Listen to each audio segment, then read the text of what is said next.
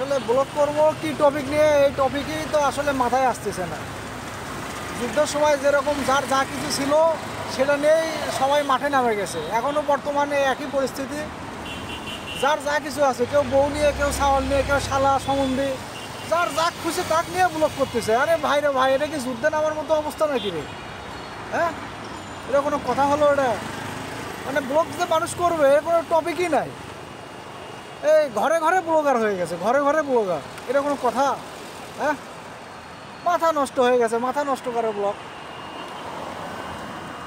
চিন্তা করছি আর ব্লগ ট্লগ করবো না। কী ব্লগ করবো? কোনো টপিকই খুঁজে পাচ্ছি না ব্লগ করার মতো। শেষ মাসে খিলগাঁও ফ্লাইওভারে উঠে ব্লগ করতেছি।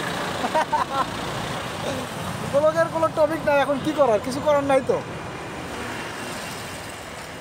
এই যে খিলগাঁও ফ্লাইওভারে আছে এখন।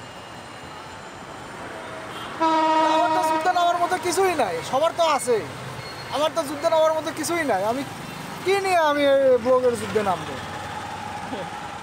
হ্যাঁ, তা ভাবলাম যে ফ্লাইওভারে উঠে দাঁড়ায় দাঁড়ায় কথা বলি। আমি হলো বাঘ যুদ্ধ করব। কি বাঘ যুদ্ধ না কি জানি বলে, সেই যুদ্ধ।